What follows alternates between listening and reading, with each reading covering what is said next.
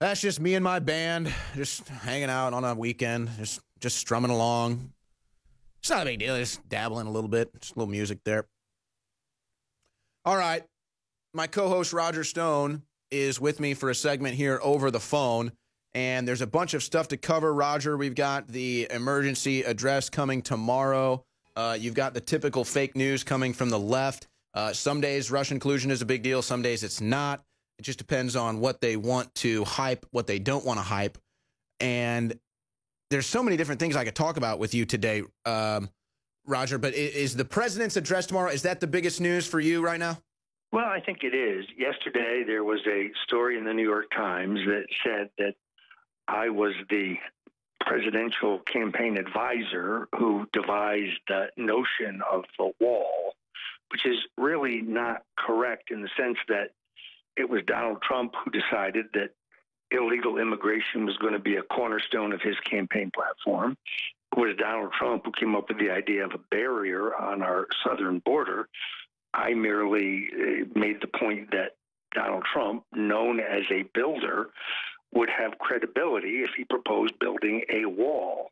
And therefore the wall became a symbol, a meme, if you will. And I'm very proud of the way that he has hung tough in the face of enormous mainstream media and political establishment opposition who would have us believe that this is somehow anti-immigrant or it's mean or that we don't like people of color, when it has nothing to do with those things. It has to do with the flow of crime, the flow of drugs, the flow of children, and child trafficking across our southern border. I believe, based on a state of emergency authority that has been in place since 1933, that the president has the full authority to do what I think he's going to do tomorrow night, which is to move resources to secure the border. And I don't care if it's a metal fence with razor-like spikes at the top or whether it's a concrete barrier. The metal fence may be less expensive and more efficient and may be able to be put up faster. The key thing is to secure our border.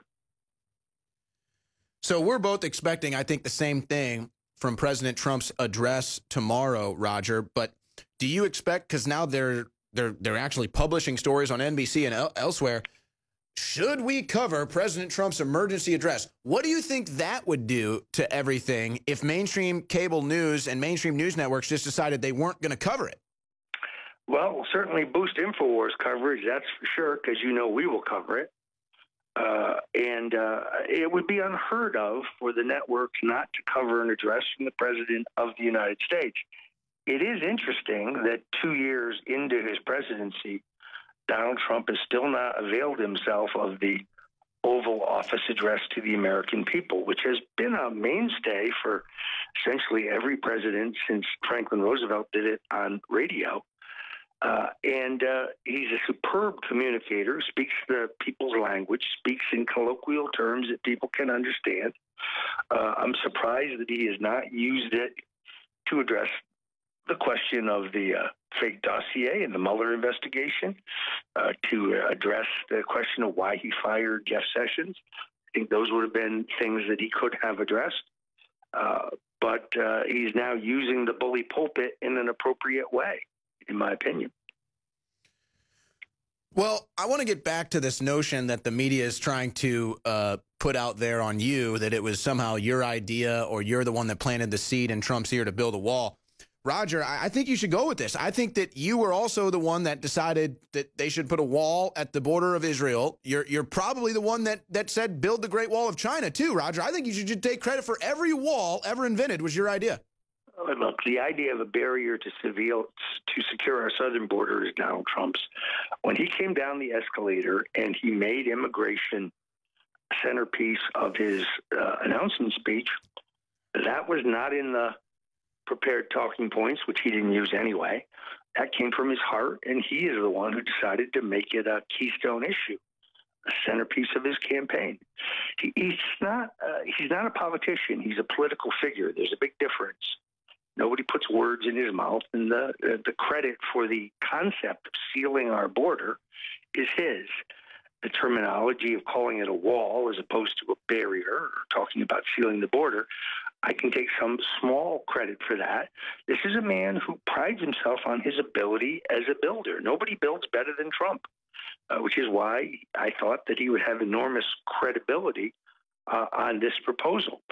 The other thing, Owen, that I want to touch on is a stunning announcement this afternoon by Julian Assange of WikiLeaks, who flatly says that he never communicated with anyone in the Trump campaign, including Roger Stone or Jerry Corsi or anyone else, and that any claim to the contrary is false, which is consistent with what I said. I had a source who told me that the WikiLeaks disclosures, which were going to come in October, were significant, and I identified that source. But Eric Swalwell was on MSNBC last night saying that Roger Stone had to amend his testimony 4 times. Well, that's not true. I supplemented my testimony with documents that bolstered the fact that I had told the committee the truth. Now, I did report to the committee that I was approached by an FBI informant in May of 2016 trying to compromise me by selling me allegedly negative information by Hillary Clinton, and I rejected that entreaty. But the real question, which Adam Schiff has no interest in whatsoever, is why is an FBI informant, a guy who's only in the country on an informant's visa, approved by the FBI office in Miami, approaching me at about the same time that Stephen Halper is approaching George Papadopoulos, Carter Page, and Joseph Mifsud is approaching George Papadopoulos? The Democrats have no interest in those questions, of course.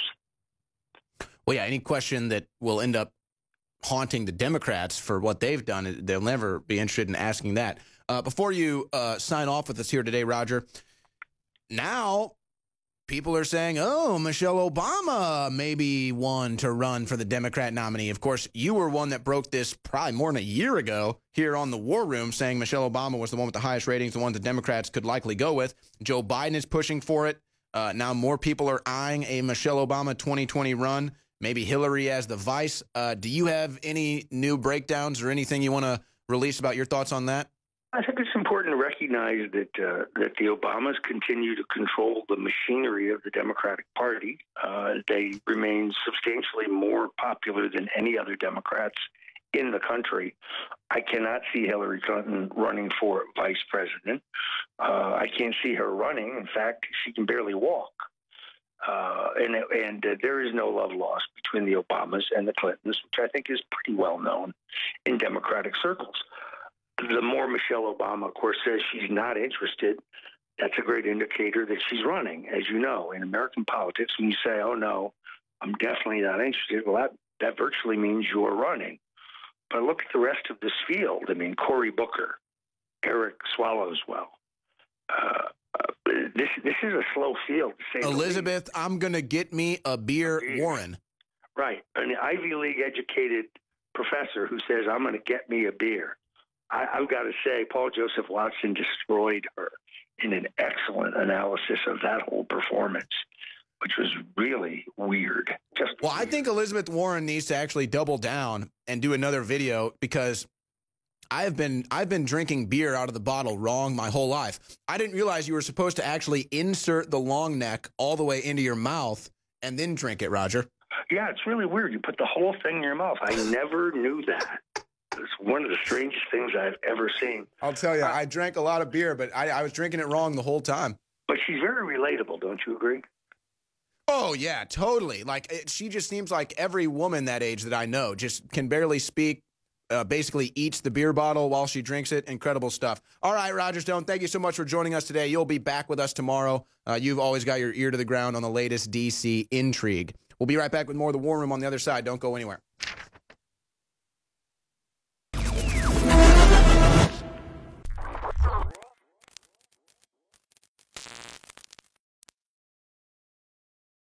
Let's go to Wild Man in Illinois. Thanks for holding, and About to say Happy New Year. Go ahead. Alex, yeah, going into 2019, what Trump's got to do to save America, he's got to declassify FISA, expose the corruption, arrest the traitors, and arrest the pedophiles. That's how he saves America. My opinion, an over-the-road trucker, hard-working, honest man, that's what I believe. I agree. Victory or death. He's now, looks like he's cleaning house. He's getting rid of all the double agents. And the word is Trump is going to go into battle now. We're talking he's going to strike back against the censorship. He's going to strike back against the pedophile rings. It's already begun. He's going to strike back against the deep state. He's going to strike back against all the criminal activity of Comey and Mueller being Russian operatives. So just get ready. Another note, I've spent over $3,000 in your store this year. I'm a loyal supporter, and thanks for great products. Brother, let me tell you something. I want to thank you. If folks like you didn't stand with us against the incredible Hillary Clinton and Soros attacks, which they admit they're running, we would not be here now. They're taking Michael Savage off the air. They're taking everybody. They took Franklin Graham off Facebook. They need to get us all off the air before they make their move on Trump. That's why this is a war. And you supporting us is incredible. Which products do you like the best? Man, I use the bodies. I got so many of the T-shirts that ain't even funny. I got your stickers posted on my hard hat, on my GPS, my truck. I tell truckers about you over the CB Airways all across the country. I spread the word about you. I wear your clothes, your hats, your shirts, you name it. Multitude of products. How much love do you get versus hate do you get?